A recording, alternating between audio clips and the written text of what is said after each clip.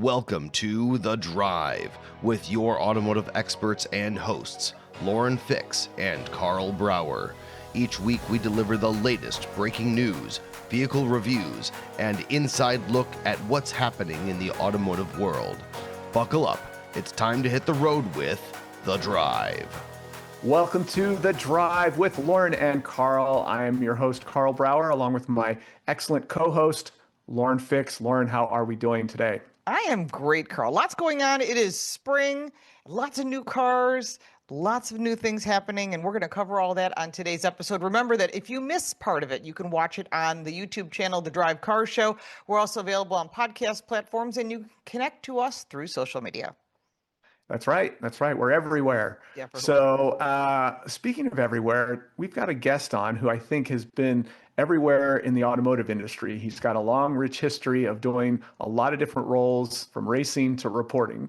And we have Henry Payne from, among other things, the Detroit News on with us to discuss really what we see going on in the marketplace. He's an expert on the U.S. market, but what makes him an expert on the U.S. market is how he can look at that perspective and then compare it to a global perspective. He's a veteran of the industry from local to global. Henry, welcome to The Drive with Lauren and Karl. Thanks for joining us. Yeah, always great to be with you guys.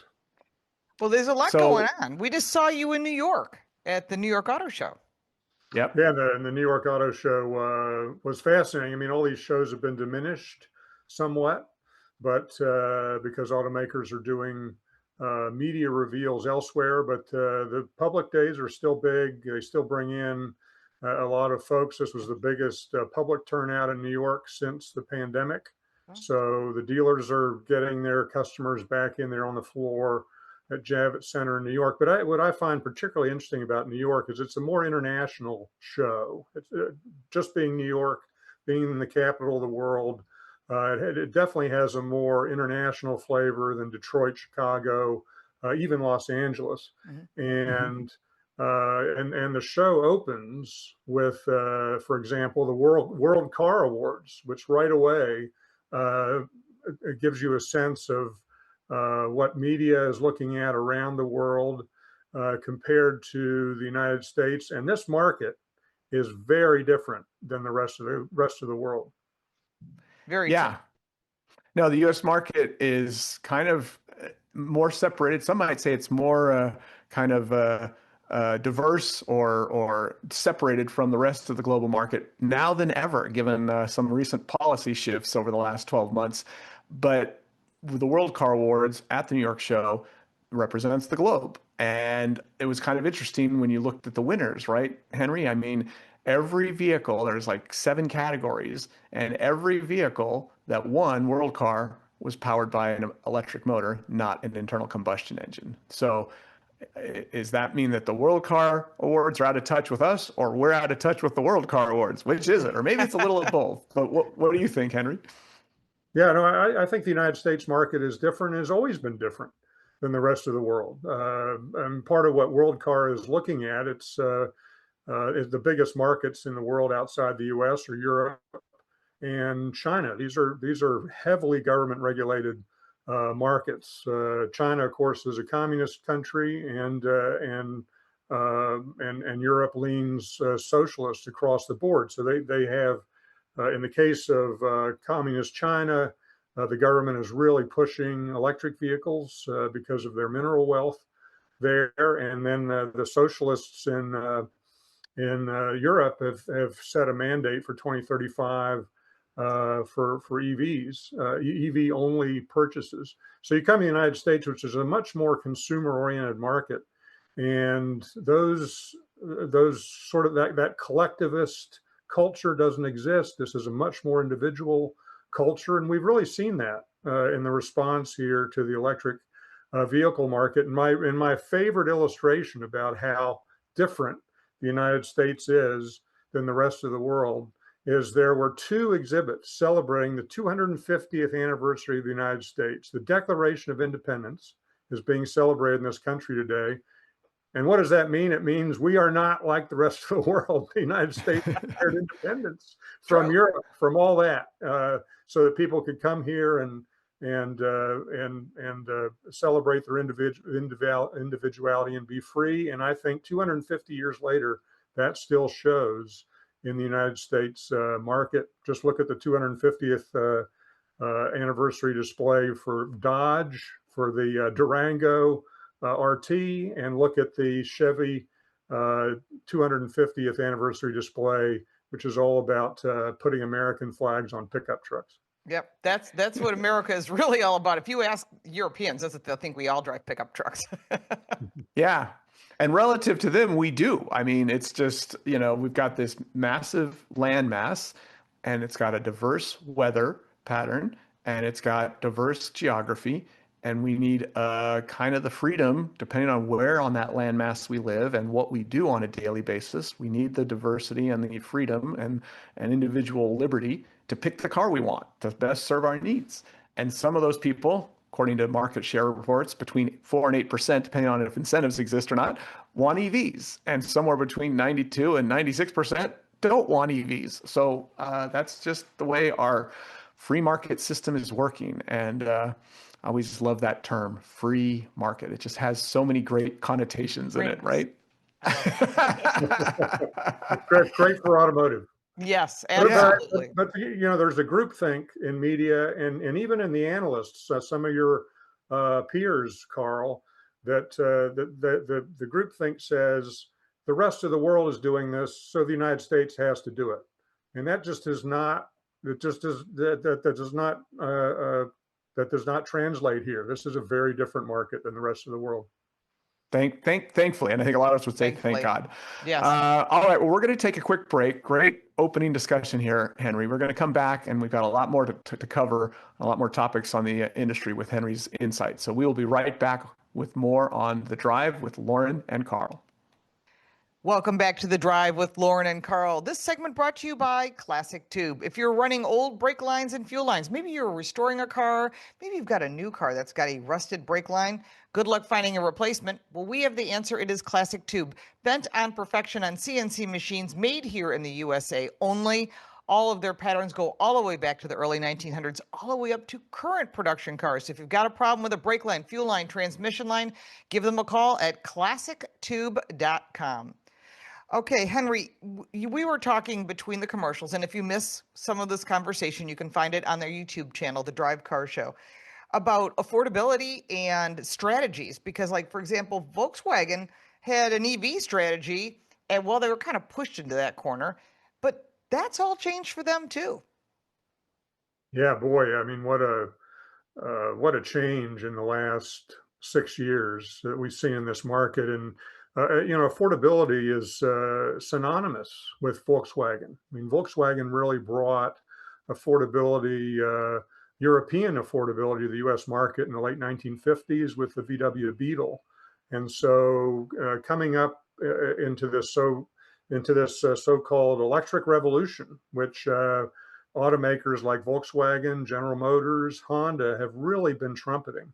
VW put on the line that icon, and when in 2020, this was supposed to happen at the New York Auto Show, didn't happen because of the pandemic.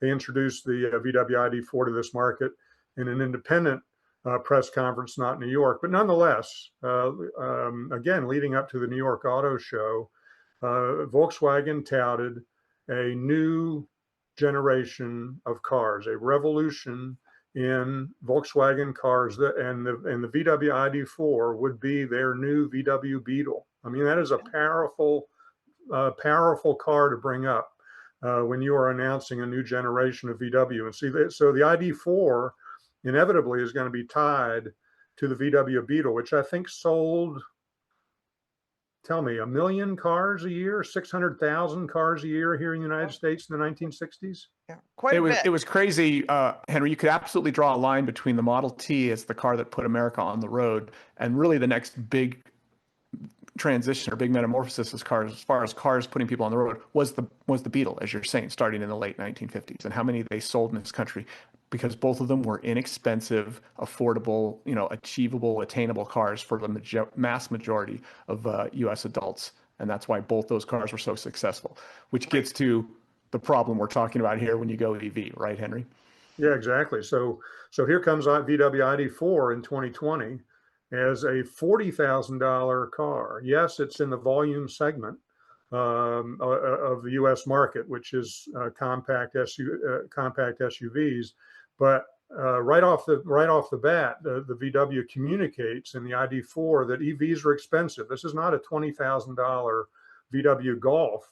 This is a $40,000 ID4 EV, and it flopped in this market.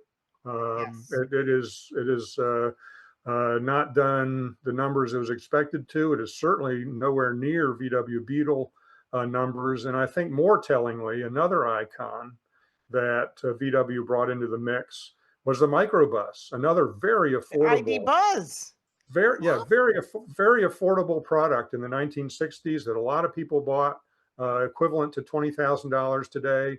The ID Buzz, which was the new microbus, sold for $70,000. Way too high. Not only unaffordable, but was unappealing. So unappealing that after it was introduced in 2023, it has been discontinued in this market. So how is that for a EV revolution in 6 years? You know, it's weird about that ID Buzz because Karl, you and I drove. I think Henry, the three of us were probably at the same drive event, and I liked it, and I thought I was going to hate it, but I thought, man, if this had a range extender, it would be a winner all day long. That's great. It's a great vehicle. I liked everything about it except the drivetrain and the fact that I had one for a week out here in LA, and I was constantly range anxiety because even its own predicted range would never live up to. So we're going to take a quick break because we got another commercial break with bills to pay. But speaking of affordability, this is the problem that EVs face, and we're going to talk more about it when we come back after the break. It's really the big challenge they have. We'll be right back with more on The Drive with Lauren and Karl. Welcome back to The Drive with Lauren and Karl, and today our special guest, Henry Payne. This segment is brought to you by IC Cars, where I am the executive analyst, and this site that lets you look for cars across the country or locally, anywhere in between, filter on all the different characteristics you want: make, model, brand, price, fuel efficiency, even lifespan. We have lifespan on the site now, tell you how long the car is going to last if it's a used vehicle. That's at iccars.com. So let's finish the conversation about this Volkswagen affordability problem, which was really what the brand was built on. That was their foundation, right, Henry? They built on the cornerstone of making desirable, affordable cars like the VW Beetle as their kind of, ultimate icon. And how they drifted from that into things like an ID4 or even the ID Buzz, which have not succeeded in this country, mostly because they were too expensive, but also because they didn't appeal to the consumer on the electric side. Again, we're talking between 4 and 8% market share for people who want to buy a brand new electric car in this country. And it's hard to sell a VW Beetle-like car when only 4 to 8% of the market might possibly be interested in it, even at any price. And then you price it too high. So affordability high, desirability low, two cars that didn't succeed. One canceled already, another one that they're struggling to try to get the ID4 off the ground. Right, Henry? Well, and Karl, VW already has very compelling internal combustion engine products in this market. Cue the VW Atlas. So here we come after the failure of the ID4 and the ID Buzz. 2026 auto show. What does VW introduce? The 3-row VW Atlas. They're very successful, affordable for that segment. High profit. Yeah, big profit. It's made in Chattanooga. Americans love it. It's a very American car. Good family road trip car. So VW gets back to basics because that's what the consumer wants, not what the government wants, but what the consumer wants. Right. And obviously we see that. And what does the consumer want these days? It appears to be something off-roadable. That doesn't mean people are off climbing rocks and all that, but they kind of like the look. Every brand, and we've driven them all from Honda to Toyota, you name it, is doing like a TRD or an off-roadable version. And who was left out of that picture was one of Volkswagen's main competitors, Hyundai. And they showed us the Hyundai Boulder. As soon as I saw that, I went up to an internal friend of ours and I said, how close is this to production? He goes, everybody's asking. And I said, it looks darn close. And he goes, it certainly does. Which is the best I can get out of him, which is, I'm guessing Hyundai, they're probably within a year, you're going to see that Hyundai Boulder, and it's going head to head with Jeep and Bronco, which is really smart. It's cool I, that they got that name too. I mean, I feel like Yeah. it's so hard for any cool names of vehicles to come out because they've all been snapped up. All these car companies have done their research and stuff. You wonder how long ago did they get that name trademarked? But boy, it's a great name. It's a great looking vehicle. And again, like you said, Henry, you have a big three-row SUV coming from Volkswagen, the Atlas, an all-new version, and that immediately resonates with the U.S. consumer. And now you've got Hyundai. They're going right after the stronghold of U.S. Brands, right? I mean, the Wrangler and the Bronco couldn't be more U.S. oriented, but Hyundai has done such effective and product launch, success in the last few years, often targeting what is traditional U.S. segments. And Super now here smart. comes the most U.S. segment, and that Boulder looked pretty cool. Yeah.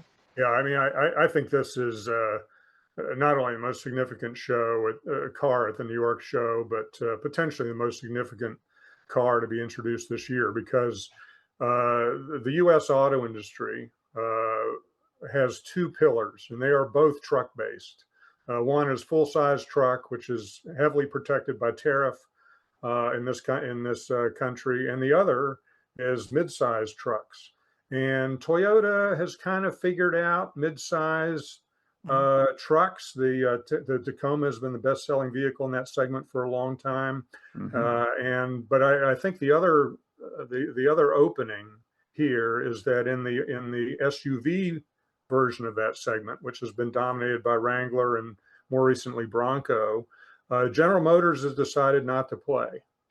It General makes no Motors is putting, sense. They know how to build trucks. yeah, It'd be I mean, perfect. they have the brand, they have the Blazer, but they've decided Yep. to dedicate that to their EV transition. And so that's left a gaping hole for another foreign manufacturer to come in. Toyota's already rushed in, not only with the 4Runner, but also with the Land Cruiser into that mid-sized truck-based segment.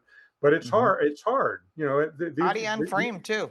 Yeah, this is body on frame, which Hyundai and Honda has never been willing to do before. I mean, the Hyundai Santa Cruz, compelling little car, but Americans aren't interested in something that's not ladder on frame. So Hyundai is now going all in on this Boulder truck, SUV, body on frame, and a companion pickup truck, which is supposed to come. We don't know the name of that yet. Well, it'll replace the Santa Cruz because the Santa Cruz they're not selling well. Exactly.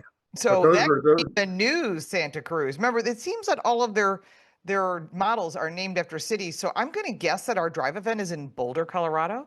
That good would be a call. good place to have it. That's Just certainly guessing. well. That's also a market. They sell one or two SUVs in the state of Colorado. As a native, I'm pretty sure of that. So yeah, I think that's a great explanation. I like how you put that, Henry. Is that you have to go body on frame if you're going to be taken seriously by U.S. buyers, and you may think that U.S. buyers are leaning heavily domestic on the brands they'll buy, and that's probably somewhat true. But if you come up with a compelling looking, capable body on frame vehicle and you price it aggressively, which basically I just described Hyundai's success, recipe for success for the past like 20 plus years now in this country, they're going to end up doing well with something like that Boulder. All right, we're going to take a quick break, pay some bills, and we will be right back after this with more on The Drive with Lauren and Karl and our special guest today, Henry Payne. Welcome back to The Drive with Lauren and Karl. Our special guest this week is Henry Payne from the Detroit News. We know him from racing. We know him from cars. He's a true car guy from a true car family. And Henry, we've been talking about not just the New York Auto Show, but about cars in general. And between the segments, we were talking about some of the performance cars. So if you miss part of the show, make sure to check out our show on YouTube, The Drive Car Show. You can watch the videos. We'll have lots of cool video of what's going on. Also, our social media at The Drive Car Show. And you can also follow Karl and I, and there'll be all kinds of links down there in the description. Okay, so we've been talking about some performance cars. So why we're saying EVs, people kind of want trucks, but they also want performance cars. Always seems to be every show. Performance cars, and then you'll see one or two EVs and trucks. Those are always the core cornerstones. But Mustang had done a few changes, but then their main competitors are gone. I mean, the Charger is back. It won North American Car of the Year, but it needs to be a Hemi. It needs to be smaller because it literally filled my garage, and the Mustang's much smaller. No Camaro, although there's rumor the Camaro's coming back. I want to know what you're hearing on the ground there in Detroit, Henry. And also, it is kind of a competitor. You've got Corvette still in the mix. So what are your thoughts, Henry? Well, the New York Auto Show is always a great performance show, and this year was no different. You got the exotics right in the middle of the show, Koenigsegg, Lamborghini, right there front and center. Nissan brought the Z with a manual transmission, all kinds of great eye candy. But dominating this show was Mustang versus Corvette. Both of these sub brands brought 5 models each of Mustangs and Corvette. And that's because both of these manufacturers have really leaned into those nameplates as international brands. They start as affordable sports cars for their segment, $35,000 Ford Mustang in the pony segment, $70,000 Corvette in the supercar segment, but they both go GT3 racing. Yes. Both of these brands are leaning heavily into racing to communicate the fact that they are available internationally. Both these cars are now available in dozens of countries for sale. You can get a right-hand drive Corvette in Japan. Wow. You can buy a Mustang in 120 plus countries. So I think these 2 models have really taken on outsized importance for the brands, and you even see it to the Nürburgring, where these 2 went head to head last year. Mustang brought its GTD, which is a street version of its GT3 race car, and Corvette bought its insane hypercar ZR1X. And they're actually very close in lap times, but vying to be the fastest American production car at the Nürburgring. So I think that shows you what these sub brands mean to their respective companies. Yeah, and I find it fascinating because, for decades, most of the history of this industry, you had trucks, you had increasing SUVs, but then you had cars, and then you had performance cars. And we've really lost any kind of middle ground there. It's now all about trucks, SUVs, or sports cars. There's no cars, as in a sedan, a wagon, normal convertible, and stuff like that. No, I mean, I guess if you go to rental car fleets, and there's some import brands that sell those, but the domestics, it's just so funny. They used to have a car, truck, and SUV tab on their websites, and I haven't been there for a while now, but I know that the last time I went to the car tab on like Ford, there sits the Mustang. That's it. You go to the That's all they got.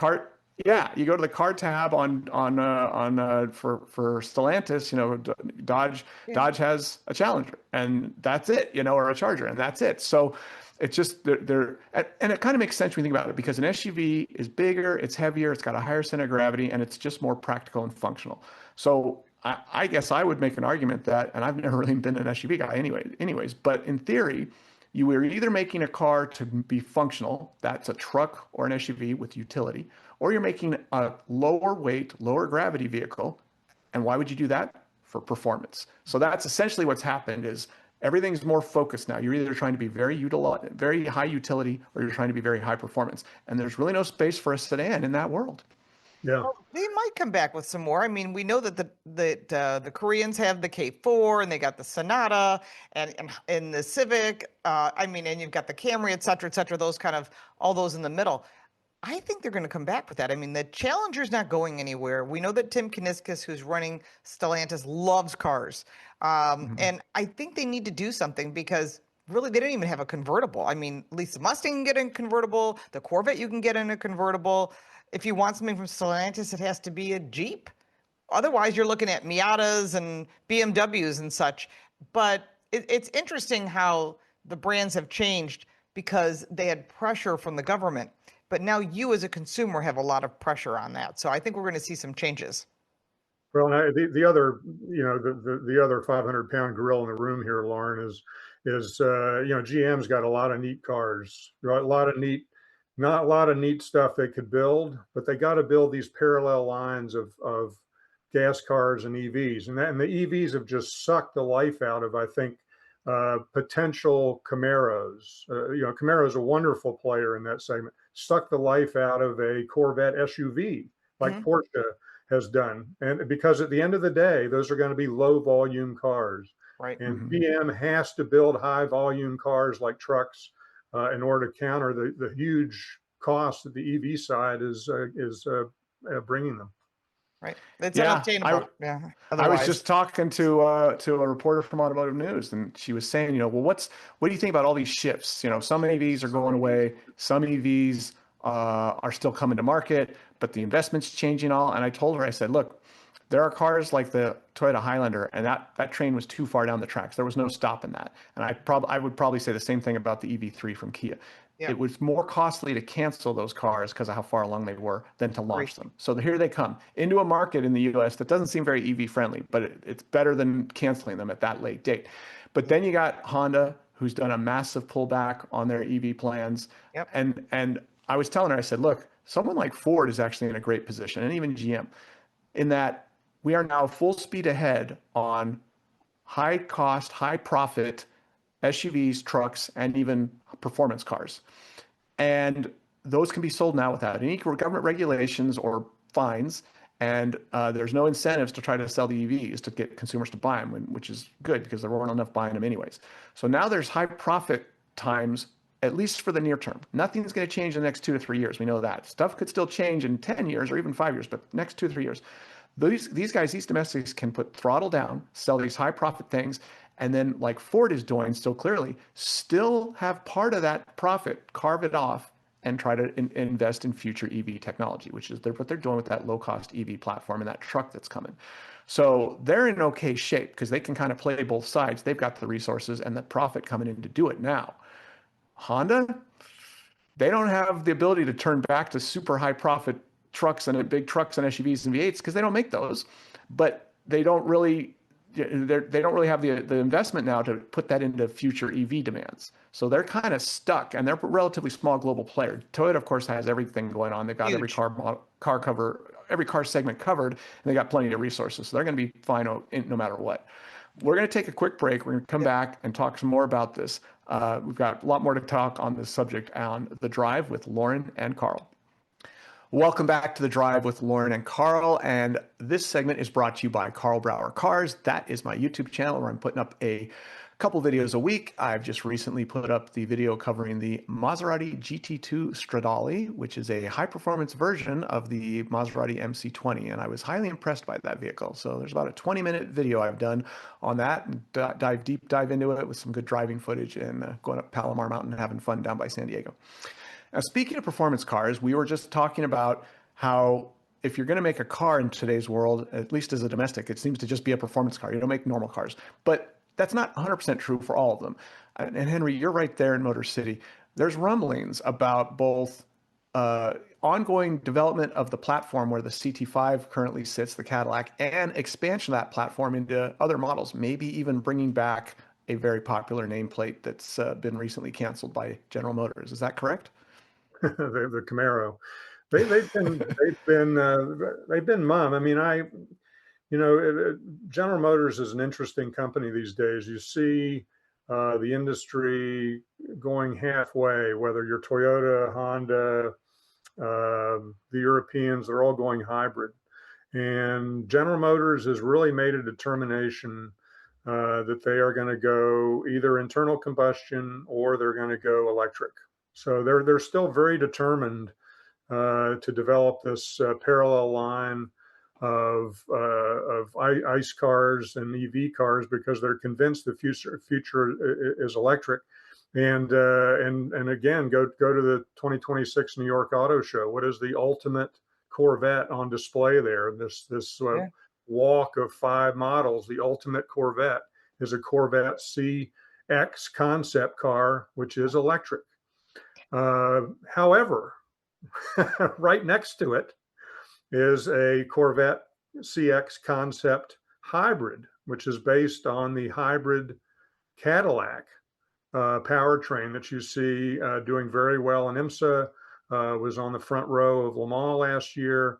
So, I think there's a real conundrum for General Motors in the performance space that you're talking about, Carl. I think they want to explore electric in all their brands, but when you get to performance, big heavy batteries don't work. And so whether it's the CT5 platform, which is just the fabulous Cadillac and its V Series, or whether it's the Corvette CX race car GT3 concept, they have to be internal combustion engines. And Mark Royce, as the president, he knows this. I mean, he is the godfather of that race program. He is taking that company globally, whether it's GT3 racing with Corvette or whether it's hypercar hybrid racing for Cadillac. So I think it's going to be really interesting. They've been very mum here, but it's going to be really interesting to see what happens with Corvette and Cadillac going forward, because Cadillac is the tip of the spear. This is the brand that is going all electric. But then how do you square that with a hypercar Cadillac on the pole at Le Mans with a V8 engine in it? How do you square that with a all electric brand? And that's going to be a problem, because remember they had the E-Ray, which I actually liked. It was an electrified Corvette, and I drove it and I said, this is pretty impressive. And then they said, after it was a finalist for World Car of the Year for performance car, it disappeared, and now they're not going to make it anymore. Yeah. I'm shocked. Well, and I think the hybrid possibility, the hybrid potential is high. Sure. And it's already being explored by a lot of other car companies for performance purposes, right? I mean, in the past year, I've driven the McLaren Artura, which uses a relatively small battery and a tiny motor. It's the size of like a dinner plate, but it substantially increases that car's performance. It's only got a V6 in it, which a lot of people just write off immediately when you talk supercars with less than 8 cylinders. But that Artura, there is no questioning its bottom line numbers, whether it's 0 to 60 time or top speed or track and lap times, or just its driving engagement. I've done all those things. I've driven it on the track. I've driven it on public roads. I've used launch control.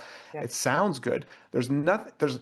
I always say it's like with the new Ford GT that I used to have, and Lauren, you still have one. Yep. If you didn't tell anyone the technical specs of that car and you just made them drive it and listen to it, they'd be very happy with that car. But a lot of people wrote off the new Ford GT because it didn't have enough cylinders, supposedly. It's a great car. I think a lot of people still do that. And then you've got like the Lamborghini Revuelto, which I thought was a brilliant move because they didn't take any cylinders away. They dropped 2 cylinders from a mid-engine V8 to a 6 on the Artura McLaren.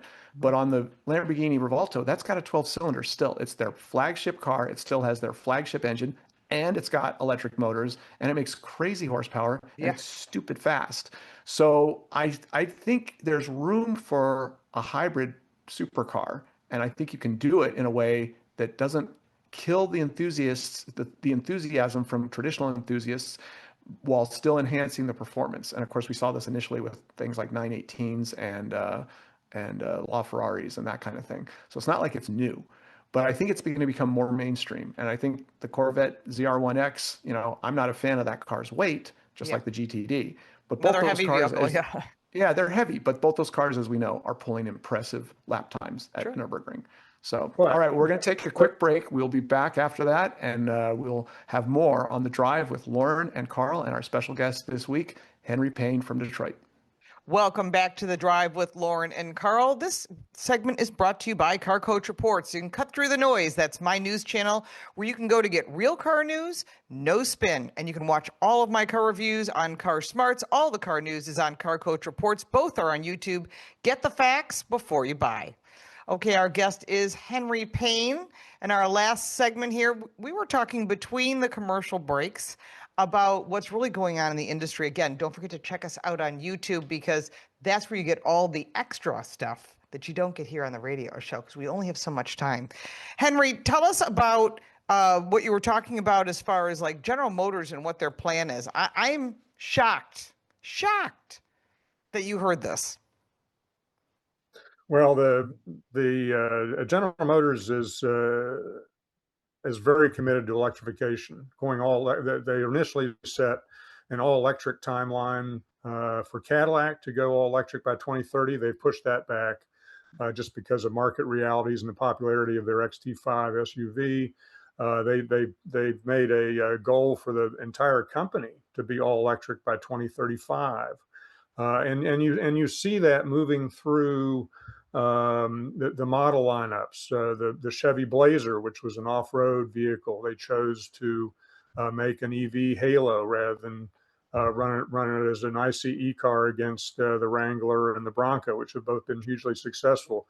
You see the Corvette, their Chevrolet's Halo supercar with a CX-5 electric concept coming out at Quail last year. So they're very determined. The GM is convinced that the future is electric, and they need to make parallel gas and electric lines.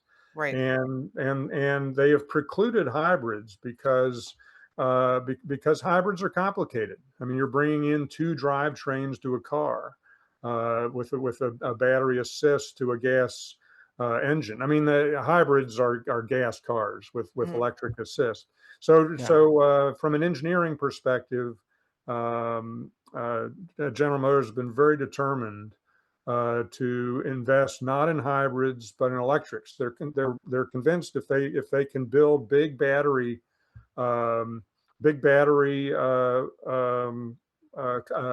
factories, that they can get the price down and make them compatible with ICE cars.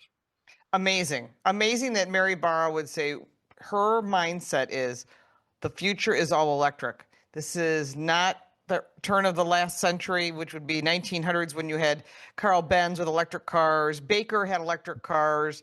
There was all kinds of things that were electric, and they realized it doesn't work in the bigger picture, especially in the US. The infrastructure, the extra insurance costs, the burden on consumers. And remember, if you put an electric charger in your home, you must tell your insurance company, your homeowner's insurance, that you've installed it, because if you don't and you have a problem, they only cover 80% of your house. And I know of 3 pretty large legal cases going on right now with people failing to tell their insurance company. And that's just a FYI. But think about the impact across the lineup of people. If there's no charging, what are you supposed to do? GM says it's all electric. Well, then you don't buy a GM car. You're actually hurting yourself. I don't get it. Yeah. Well, and it's interesting because hybrids have become so successful for some of these other brands. And I look at like turbo technology, right? Turbo technology was huge in like the 80s, and then it vanished. It pretty much went away. Why? Because we didn't have the computer control necessary to make turbos pass emissions. Emissions requirements were rising faster than the computers could tune the turbos to keep them clean enough. And then what happened? The computer technology caught up. Are there any turbos on the road today? Are there any non-turbos on the road today would be a more effective question. Everything's turbocharged. Pretty much. So if you look at hybrid technology, if GM is saying, well, that's this complex thing and we don't want to deal with it, it's like we got AI busting through things. We got computer processing speed continuing to double. It's not that hard to put together a hybrid drivetrain, both in terms of technological demands and in terms of like resources. And we're going to keep getting more efficient motors that are going to keep falling in size, and theoretically, hopefully, we keep getting more efficient batteries that are smaller and lighter and more cost effective to produce too. So it just seems dumb to cut out that technology. And to that point, Karl, they do make a hybrid Corvette, because that's the only way you can sell a high performance supercar in Europe, is you have to have a battery in there. That's why Porsche's going hybrid with the 911. Lamborghini cars that you've driven recently are doing the same thing. So the Grand Sport X does have an electric motor up front, because that way they can sell that high horsepower car in Europe. Right. Henry, thank you. Henry, thank you for joining us. You can find Henry at the Detroit News. You can also find him on social media. Henry Payne, Payne. Thank you, Henry. We appreciate your insight and your intelligence. Thanks, guys. And we'll be back next week with more on The Drive with Lauren and Karl. You've been listening to The Drive, your trusted source for the latest car news, expert reviews, and real insights into the automotive world. Thanks for riding along with us today. You can check out the entire archive of every episode on our YouTube channel, The Drive with Lauren and Karl. Be sure to subscribe so you never miss an episode, and join the conversation by leaving your comments. We love hearing from you. Until next time, stay safe, enjoy the ride, and we'll see you right back here on The Drive.